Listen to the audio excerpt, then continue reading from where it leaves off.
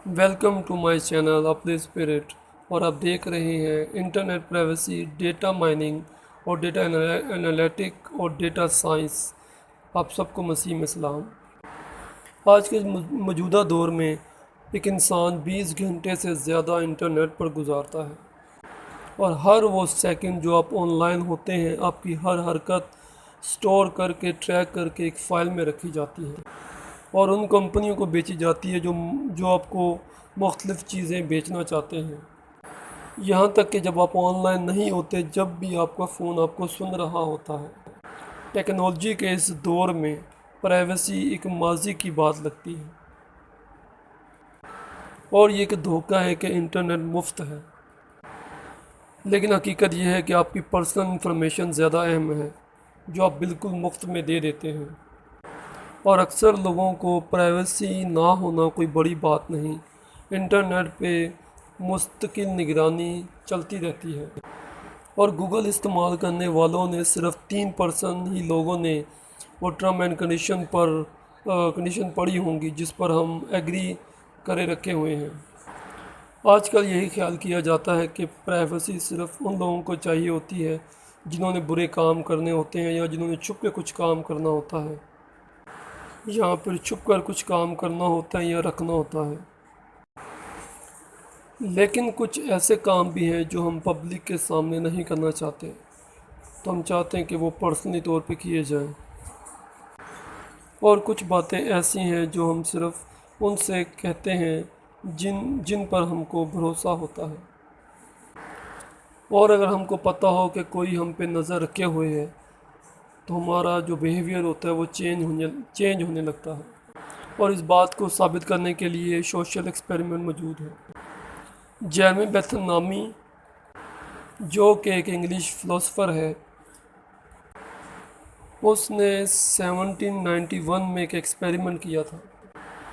और उस वक़्त जेल कैदियों से भरा होता था और कैदियों पर नज़र रखने के लिए गार्ड कम पड़ जाते थे, और इसलिए फिर बेंथम ने एक नया कैद खाना बनवाया, और जिसे बेनाथ्रोटी कहा गया,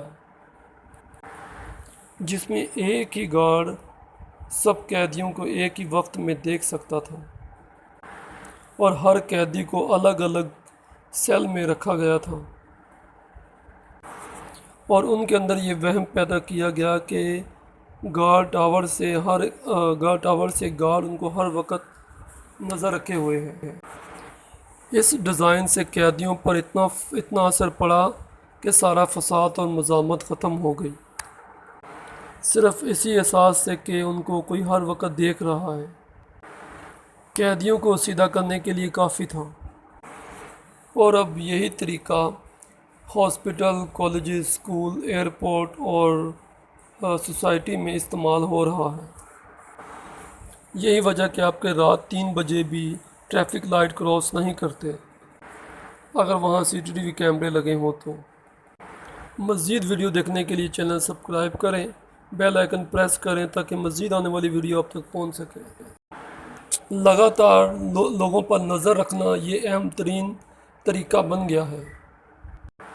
इसमें कोई ढकी छुपी बात नहीं कि जब हम ऑनलाइन होते हैं तो हम पर नज़र रखी जा रही होती है। फेसबुक के फाउंडर मार्क ज़करबर्ग ने खुद ये कहा था कि privacy is no longer social norm. मतलब ये कि प्राइवेसी या राजदारी मुआशरे का मामूल नहीं रहा। सितम ज़रफ़ी की बात तो ये है कि मार्क ने अपने आसपास के सारे घर ख़रीद लिए सिर्फ $30 मिलियन में, ताकि उसे मज़ीद प्राइवेसी मिल सके। बड़ी बड़ी सोशल मीडिया के बानी ये तबलीग करते हैं कि प्राइवेसी कोई अहम चीज़ नहीं है, लेकिन उनके काम अपनी इस बात का साथ नहीं देते जो वो कहते हैं, और वो अपनी प्राइवेसी बचाने के लिए किसी भी हद तक जा सकते हैं। तो प्राइवेसी क्यों ज़रूरी है? और लोगों को ऐसा माहौल चाहिए होता है कि जहां उन पर कोई नज़र रखे ना रहे, और इंसान की फितरत में ये बात शामिल है कि वो मिलजुल कर रहे। और जितनी बात ये ज़रूरी है तो उसके साथ इतनी बात ये भी ज़रूरी है कि इंसान तन्हाई में अपना वक्त अकेले में भी गुजारे, ताकि इंसान किसी माशरे के किसी दबाव में रह कर رہے بغیر سوچ سکے اور اپنا رہ سکے، لیکن ہم سوشل میڈیا کے تھرو انسانی آزادی کو ان بے اختیار طاقتوں کے ہاتھ کر دیتے ہیں اور اپنے آپ کو اپاج کر لیتے ہیں، اور ہم کو لگتا ہے کہ ہماری پرائیویسی کی کوئی ویلیو نہیں، جبکہ یہ انٹرنیٹ پرائیویسی، ڈیٹا مائننگ اور ڈیٹا سائنس جن کی قیمت کروڑوں روپے ہوتی ہے، ان میں استعمال کی جاتی ہے۔